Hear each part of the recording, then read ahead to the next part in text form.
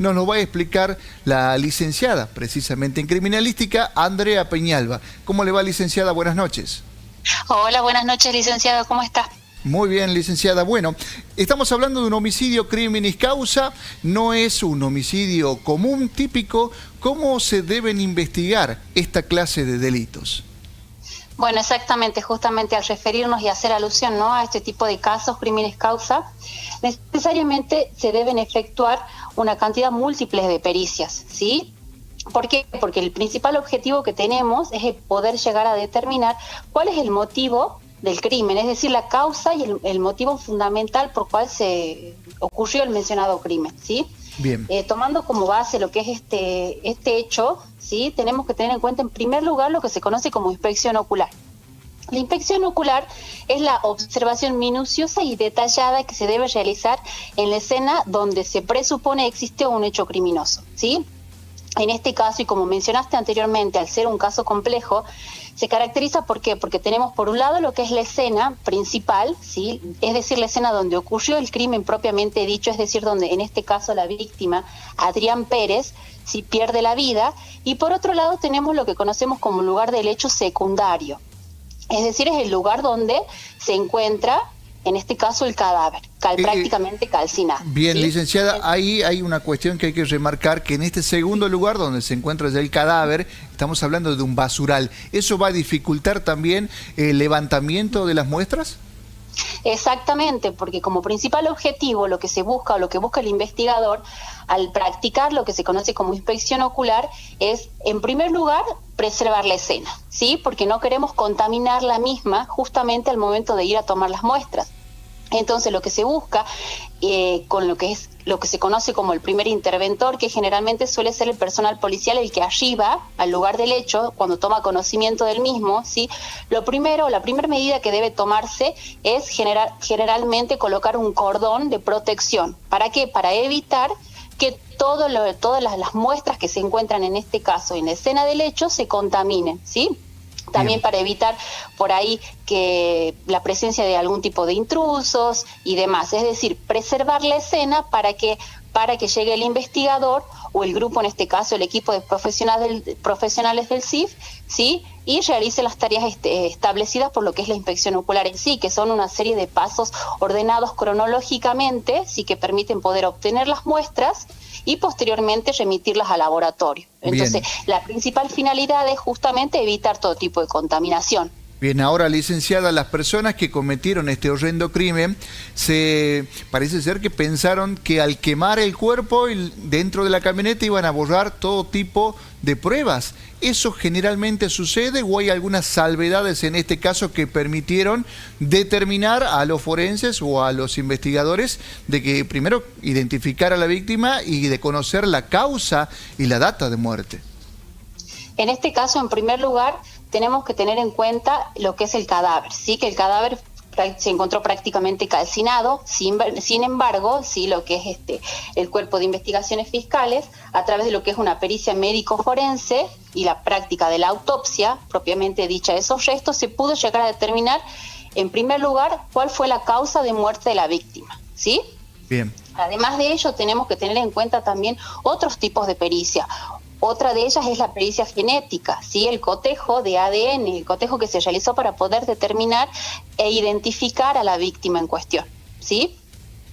También tenemos que hablar que se trabaja en conjunto, no necesariamente y no solamente tomando como base lo que son las diferentes pericias que se pueden practicar en el hecho, sino también tenemos que tener en cuenta la coordinación y el trabajo integral que existen con diferentes organismos, hablando desde lo que es la parte de criminalística propiamente dicha, ¿sí? Los médicos en este caso que intervinieron, el personal policial, el 911, ¿sí?, que muchas veces también recabaron información, por ejemplo, a través de quizá testigos y demás. Es un trabajo en conjunto que se realiza, ¿sí? Es importante el trabajo que hicieron para demostrar en qué lugar ultimaron o mataron a este hombre, porque hubo una versión de que decía de que lo habían quemado vivo, que todavía estaba con signos vitales cuando lo llevaron en la camioneta, en la caja de la camioneta al basural. ¿Cómo se determina, digamos, en dónde murió?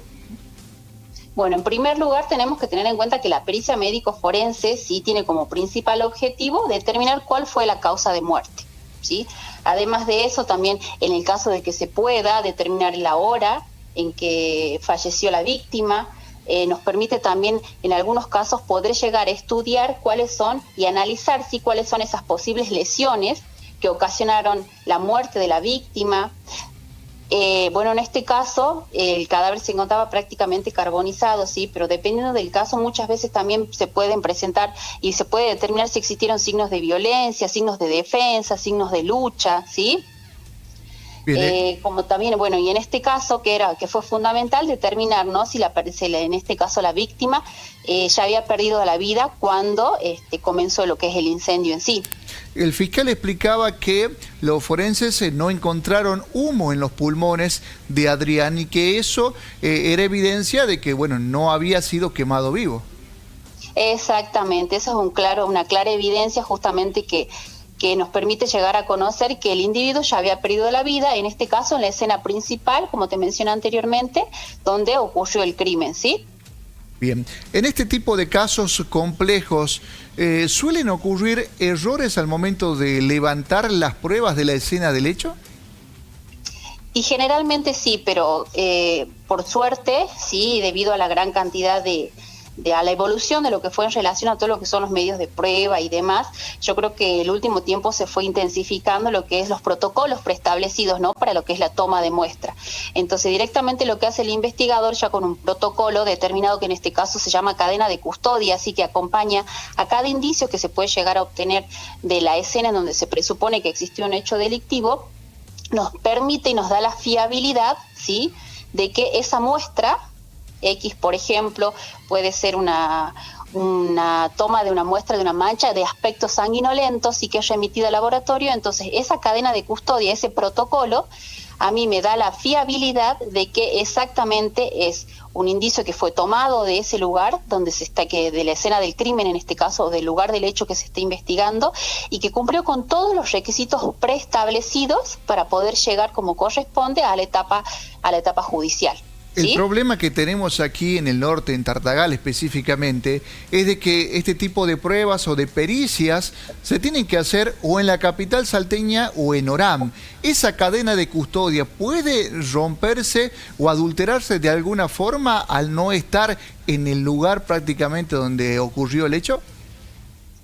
En realidad no es que pueda llegar a modificar en sí, porque la cadena de custodia debe cumplirse a rajatabla, ¿sí? Justamente es una serie de pasos ordenados cronológicamente y un seguimiento, un registro propio que se hace de cada uno de los indicios, ¿sí?, en donde, bueno, desde que se levanta el mismo de la escena del hecho hasta que arriba al laboratorio y posteriormente hasta que esa muestra, por ejemplo, una muestra de aspecto sanguinolento, es conservada en el laboratorio, ¿sí? Bien, por Para último... eso están los protocolos. Sí. Pero bueno, como te digo, según un enunciado de un gran criminalista, Edmond Locard dice: el tiempo que pasa es la verdad que huye. Entonces justamente cuanto más tengamos una mayor celeridad con respecto a lo que es la toma de muestra, al remitirla al laboratorio y al proceder a analizarla, sí, es mucho más fiable que en relación con una muestra, por ejemplo, que ya tenga un tiempo bastante extendido en relación con lo que es la toma de la muestra. Por último, licenciada, de acuerdo a lo que usted decía, esta cuestión del tiempo, en esta causa ya pasó un año y según el fiscal quedan algunas pericias, precisamente tienen que ver con los análisis de los teléfonos celulares. ¿Suele demorar tanto en este tipo de causas o en otras? Y generalmente lo que es las pericias informáticas, ¿sí?, en primer lugar lo que se analiza son los mensajes, correos, generalmente el acceso a los dispositivos electrónicos suele llevar un tiempo más prudencial, ¿sí? No es algo quizás que se hace con una mayor celeridad en vinculación o en relación con algún otro tipo de pericia. Entonces, bien, justamente por eso creo que es la demora en vinculación con lo que son las pericias informáticas que se están efectuando y que se están realizando, ¿sí? Muy bien, licenciada, ha sido muy amable, muchísimas gracias. Muchas gracias por el espacio.